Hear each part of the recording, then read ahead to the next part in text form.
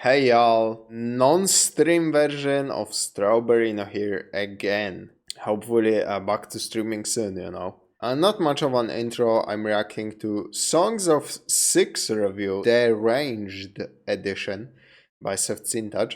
And yeah, all I have to do is just this overly fucking edited picture of German. We're already off to a great start, so let's see. I have approximately zero idea what Songs of Syx is, so... But that's usually par for the course with those SsethTzeentach videos, you know. Let's jump into it. What is the worth of a human life? I can't give you that answer, but I can tell you the worth of an elvish life. 62 meat Whoa, and 7... Wait. Fucking... What the hell? Morrowind in VR? We have that now? Since when? I'm assuming it's a mod or some kind and not an official release, but that's cool. That's cool. The worth of an elvish life. 62 meat and 17 leather once you really peel them down. Hey people, Sseth here. Despite doing this for several years, I have never figured out how to use a microphone, and for this, I sincerely apologize. Songs of Syx is an ambitiously made, self-styled city-state simulator, developed for the better part of 7 years. Now, imagine, you start playing the game, and that's why I haven't heard of it, okay. Naturally, you play the tutorial. Yep. I imagine most people do. The difference, however, is that over 100 hours later, I am still... Okay, that's a little funny that you have recent games and obviously all of this, and just players like you love these unplayed games in your library that are one Warhammer XCOM 7 Ways to Die. By the way, it's fucking crazy. I'm assuming he had this idea for a gag because it's fucking crazy how Steam is overflowing with these games. I legitimately think it's a problem. It's honest to God a problem. A couple of weeks ago, there was a HP Lovecraft Fest thing on Steam. Basically, you know, like Lovecraftian, Eldritch, fucking Cthulhu inspired games, right? So you would go into that page and you would scroll through the games and you would be like, oh, this looks like a cool game, you know, that Lovecraftian horror. I think I will. I will look into this game. You go on a second page, and those pages had like 8 or 9 games for every like little square. There were like different squares. Some of them were like atmospheric, action, whatever, right? So like literally the first thing I have ever seen is Lovecraft inspired games. There's 8 games, right? It's page 1. I click page 2. Immediately there were 4 fucking porn games on officially endorsed Steam event page about fucking HP Lovecraft inspired games. I shit you not, there were 4 porn games. Out of curiosity, I opened one of the pages for them because I was like, there is zero chance in hell this has anything to do with like Lovecraftian horror. Like the theme barely fits, right? This thing. And I was fucking right. It was just basically another 3D make your own waifu type of thing. I am just confused at this point. Like, are they AI generated? Are they asset flips? There is so many of them. It's such a fucking problem. I remember back in the day, Steam had this greenlight program, right? And Steam was overflowing with asset flip games. There were shit games, they were basically carbon copies of one another, made with assets from the Unity store or Unreal Engine that were free. And we got past that. There were a couple of years of calm, and now they came back. And instead of just being asset flips, they are asset flips that specifically target the horny people. This is fucking horrible. Usually these games aren't really games, they are just glorified porn that you pay for. Believe me or not, they usually do not have like qualities that you would associate with a good game, right? So that still puts them on par with asset flips for me. I would like for there to be quality and indie titles that I can easily find on Steam, and not buried like between a bunch of hentai or porn when you go into the new games on Steam section. It's I believe I have spoken about this before, but it's such a big fucking problem and it's not going away anytime soon. It's so annoying. It's literally ruining the Steam experience, in my opinion. 100 hours later, I am still... I'm assuming he's gonna say that he's still in the tutorial. That's usually how it goes with like games like this and Rimworld. I'm assuming this is very similar to Rimworld.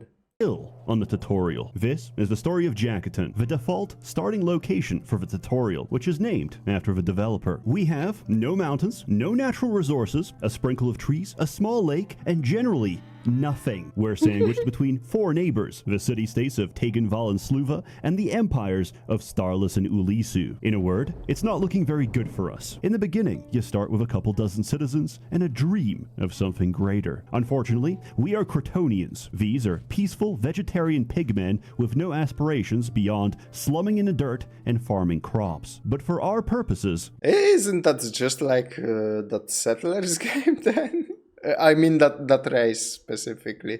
There was a race like that in Settlers that he reviewed like back in the day. They're perfect. And I quickly started an agricultural operation. It's not much, but at least we're not starving. Grain has to be processed by a bakery, while fruit and vegetables can be eaten directly. Regrettably, instead of a fruit farm, I started an orchard. I did this on the promise that it's a slow operation with twice the potential yield. To this day, it has produced no fruit, because by the time the fruit trees mature, I get a worm infestation and have to chop them all down. Citizens typically prefer locals over immigrants, and the only way to increase the local population is by having children at the local nursery. In this game, a year is 16 days, and each 4 days is a season. A baby becomes a child, and a child becomes eligible for labor at 4 years of age. Songs of Syx encourages the miracle of childbirth with the economic miracle of child labor. Also, after my pigmen accidentally snacked on all the vegetables in the nursery crib, I can confidently tell you, infant mortality has no effect on the happiness of your population. But you know what has an effect on my happiness? Getting paid to plaster my walls with illustrations of naked women. Hang on, guys. This wall,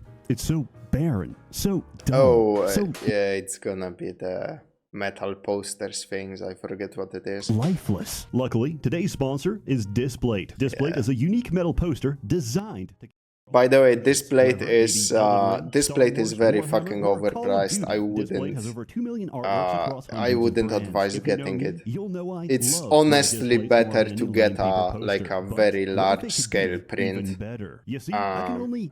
by yourself, or like a local printery, and frame it yourself, or in a local shop that would provide services for framing. You would get a much higher quality poster, much larger, much cheaper.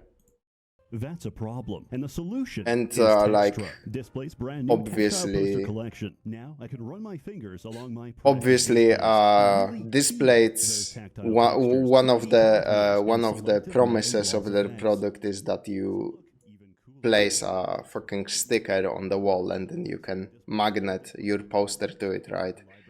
And that's cool compared to normal posters, because you need to glue them to the wall, and gluing things to the wall is a very quick way to ruin your wall. So compared to that, Displate is nice, but compared to framing it and putting one nail in, yeah, framing a poster yourself is so much better than having a display. Just saying, you know. Glad that Sseth got that bread, but these sponsors gotta earn on something. You have to realize most sponsored products are fucking terrible. This plate is not terrible, I would say, but it's not good.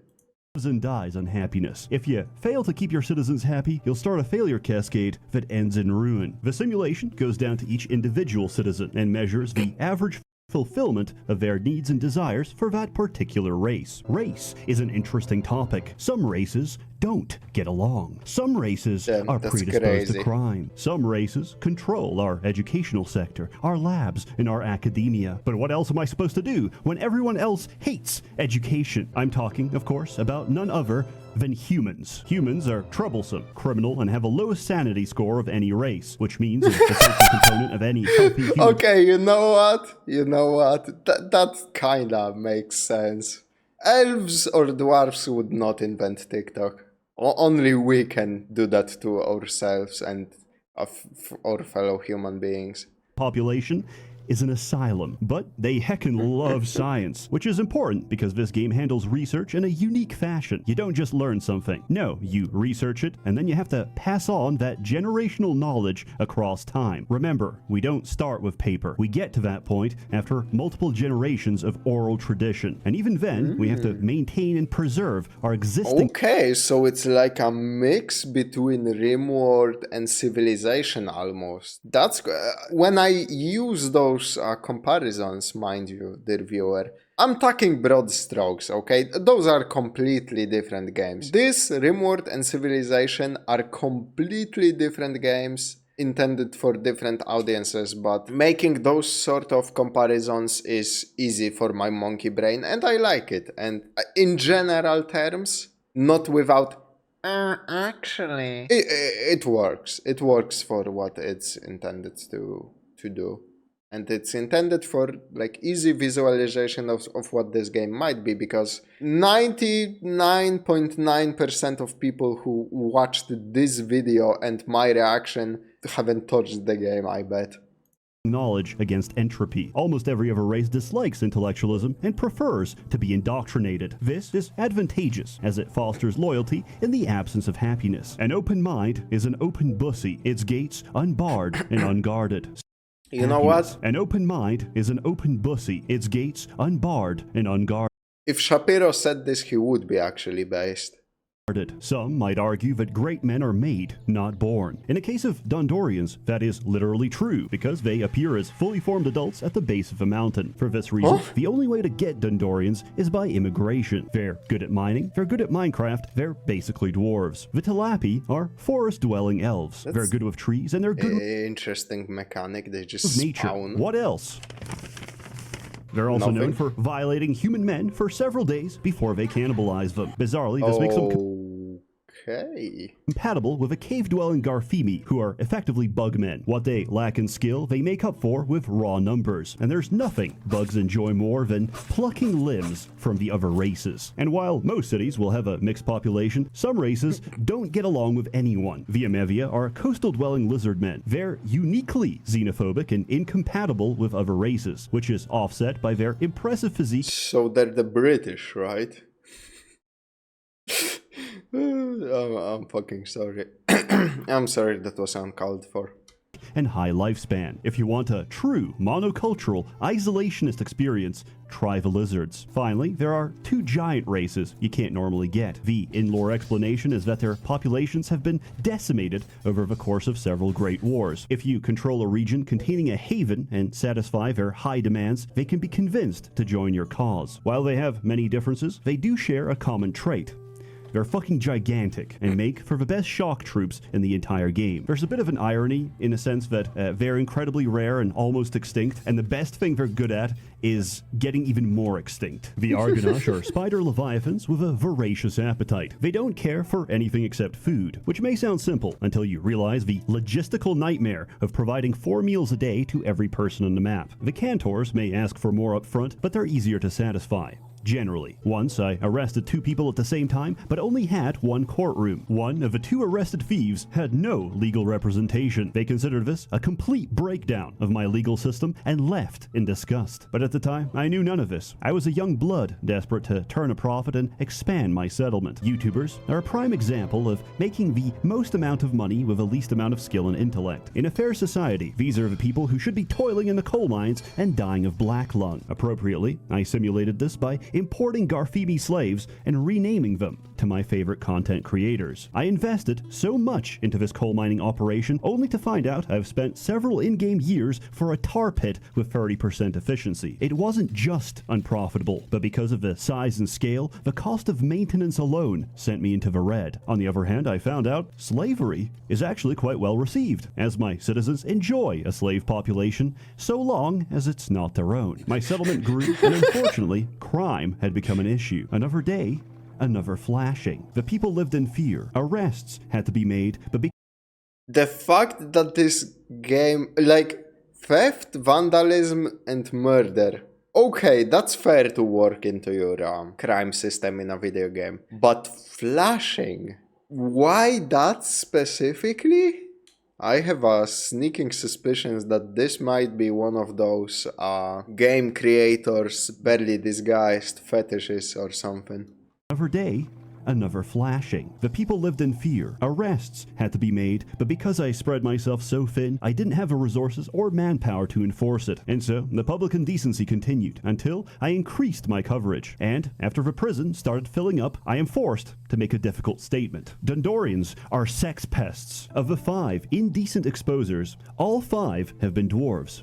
I have no further comment. At this point, I was earning capital by exporting furniture. This game doesn't have a fixed economy. Trade prices fluctuate and work on the rules of supply and demand. Basically, if you can make your own, that's strongly encouraged. If you have excess to sell off, that's good too, but overtrading a commodity can apply disproportionate pressure on the value, which is minimized by the number of trade partners. So, if you want money, you better diversify. But if you don't, poverty also has its advantages. If our treasury is empty and we're dead broke, guess what? Our diplomatic gifts mean a whole lot more, which is important because if our reputation drops to 0 with any of the 4 factions bordering us, we're getting invaded. And with a current standing army of 0 men, I don't fancy my chances. So I would intentionally dip my savings into the red, plead, cry, and defecate in front of my neighbors, and a pathetic display made me an unattractive target for assault. I would reputation farm into the multiple thousands so I could reliably forget about it for the next dozen years, while enjoying the benefits of almost 0 taxation on all trade. This gave me a lot of time to experiment and figure out what I'm doing. Firstly, I tried mining gemstone. Subsequently, I failed at mining gemstone. Instead, I used the natural fertility of Jacketon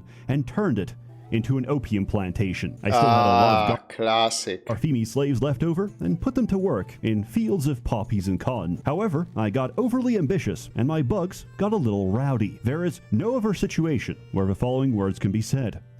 The cotton pickers are having another uprising. Subsequently, we abolished the practice. Not on moral grounds, but because they robbed my throne and took just about everything. Happiness was at an all-time low among my Dundorians, so I tried producing alcohol and opened a tavern. Demand outstripped supply. Access was terrible and supplies were so low that it just made them angrier. So I tried satisfying food preference instead. Mushrooms, fish, complex proteins. Then I restricted everyone to just eating bread, and they were happier. Additionally, I tried introducing fine dining in the form of restaurants, and almost lost the game to a public riot. Not only did I fail to meet supply, but each time I did so, a citizen would starve, spiraling into a vicious loop. Their desire for the Mick menu was so strong that it overrode their survival instinct to eat street food, preferring instead the embrace of death. This was not a plague of famine.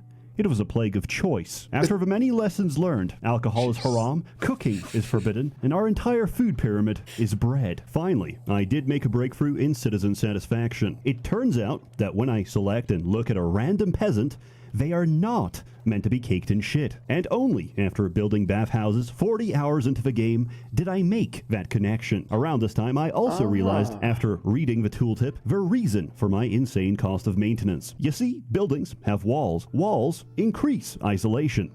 I did not build any walls. Do I have to rebuild my entire city? Yes, I did. I rebuilt the whole thing. And I learned to love city planning. Building design is incredibly fun, and there's no greater satisfaction than having an elegantly designed lavatory for optimal shitting, pissing, and sharding. In the end, you take so much pride in what you've built. Am I coping? Yes, absolutely. But after numerous trials and tribulations, I had a stable, diversified economy and a series of shacks resembling civilization. Also, I promoted a 4-year-old to become nobility. Was that fucking... That is Asmongold's room, isn't it? Because I see World of Warcraft, a bunch of drinks, I think he loves Wendy's, right? Is there any Wendy's? I wonder if this is legitimately his room, because I know it has gotten bad a couple of times, but I have no idea what his setup looks like, so... Also, I promoted a 4-year-old to become nobility. Because it's funny, nobles provide a variety of beneficial effects, and currently they're a work in progress. Or, as the developer translated to me, they cannot betray you yet. Everything was calm and peaceful until we found a Crotonian with his eyes scooped out. On the body was a note, signed Jake the Invincible, claiming that he's saving lives by returning them to his forgotten god. Our city had a serial killer. Another day, another victim found dead. Eye sockets empty. Every victim was a Crotonian, and this was clearly a racially targeted crime. Terror ruled the streets, and we had no leads. It wasn't until a passerby claimed to see a Crotonian woman fleeing the scene. This information didn't add up, but we tortured a confession out of them, and they pleaded guilty to all crimes. The serial killings promptly stopped. Jake the Invincible was identified to be a middle-aged Crotonian woman predating on her own people. We sent the killer into the arena to be chopped into pieces for the spectacle of a crowd. We gave their body as much respect as it deserved. We pissed on it and dumped it into a mass grave. Serial killings are rare, and they're not often so straightforward. You might get the wrong guy and torture out a false confession, or the trail simply goes cold from lack of evidence. Eventually, beyond exports and fields of opium, I What the fuck? I'm not even gonna bother. found the most lucrative source of cash. I would intentionally reduce my army down to 0 to try and entice rebels to attack my city. The moment this happens, I hire mercenaries, crush the invaders, and sell off their loot for fat stacks. This sent me from borderline broke to $500,000 in the bag. Now, hiring mercenaries is incredibly expensive. Paying them is even more expensive, but they handle their own supplies and they're instantaneous. I use them to conquer a neutral region, and as I did, my brain expanded and my neurons started firing, because suddenly I can hire more. For each region under my control, I get access to 5 extra mercenary companies. So I hatched a plan. Take all my money, raise an army of mercenaries, and conquer Winsta, the weakest nation I could find nearby. With each city taken, my numbers increased, eventually laying siege to their capital. I sold everything to keep those mercenaries paid. I almost ran out of money. If that siege lasted a day longer than it did, I would have lost. But in the end, it was worth it, because I reached the max limit of mercenary companies, and I could now recruit enough men to overpower anyone. Problem is, they're asking for $750K up front, with a daily fee of $100K. Soldiers of fortune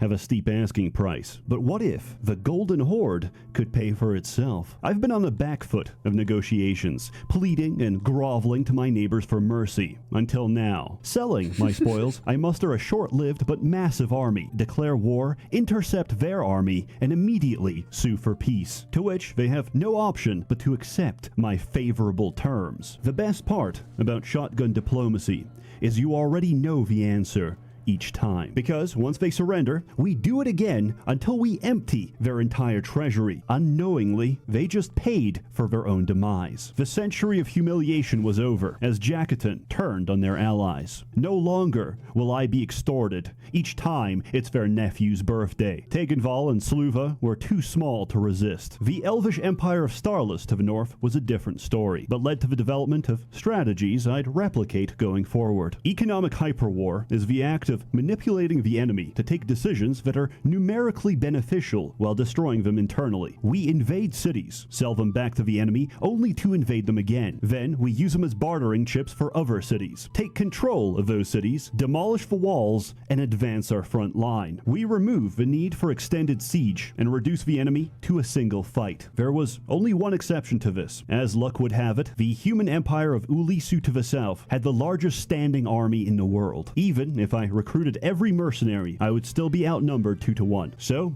I drained his treasury and I waited. Eventually, he could no longer afford to maintain his army and fell like the rest of them. Jackaton lives by a simple proverb: feed the earth and it will feed you. But we fed the earth so much that nature herself is vomiting up red. There's too many prisoners of war and not enough mass graves to go around. The rest is morbid history as I took the rest of the map. Jackaton is now the single state empire of the world. Resources are limitless, currency is infinite, for we possess an infinite money printer, the design of which is as follows. I form a puppet state, declare war on them, take all their money from a peace treaty, invade them anyway, and install a new puppet to repeat the process. I have, in every sense, completely rigged the system, but like Sisyphus reaching the top of a mountain, I had nothing left to struggle against, and so too did I lose my interest. So I made a royal decree to arrest everyone. If you're ever interested in ending the game, just click prosecute on your main population. Guards start arresting citizens, then they arrest other guards before being arrested themselves. Prison wardens get jailed and break out of their own prisons. Chaos and pandemonium rule the day as everyone turns on each other and eventually they turn on me. In summary, Songs of Syx has a very expansive, detailed, and enjoyable tutorial. At 160 hours of playtime, I can't wait to play the actual game. This may not take the spot for Game of the Year, as we all know that's reserved for Churn Vector, but it's a very close second. The graphics, the changing of seasons, the music, the scale of the simulation, considering this is written in Java,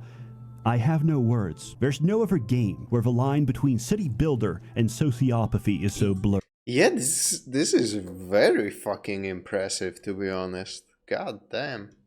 To demonstrate this, for my second playthrough as the Garfimi, I proposed a novel form of meat production. It's less of a ranch or a pasture, and more of a tilapia nursery. For reference, at a consumption rate of half an apple a day, a fully grown tilapia child costs us 32 apples, but gives us twice that amount in meat and leather. And once they're adults, we arrest, execute, and butcher them. The tilapia child to tilapia soup pipeline is highly effective. And while my humans don't agree with cannibalism, I mean, hey man, if you disagree with the practice, how about you don't eat?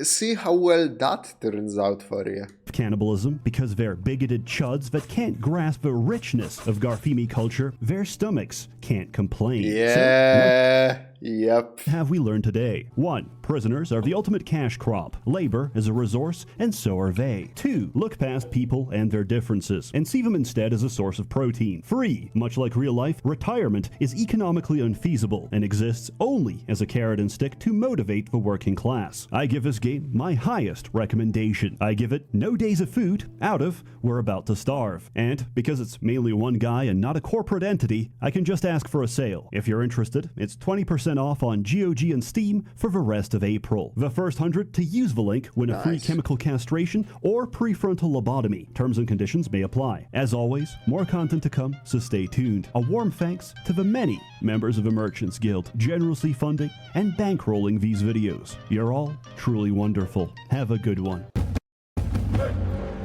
Jesus, I feel like Sseth went fucking nuclear with some of those things said in this one. This game looks very nice. As in, you can make your city look really fucking cool and still like be actually efficient and practical.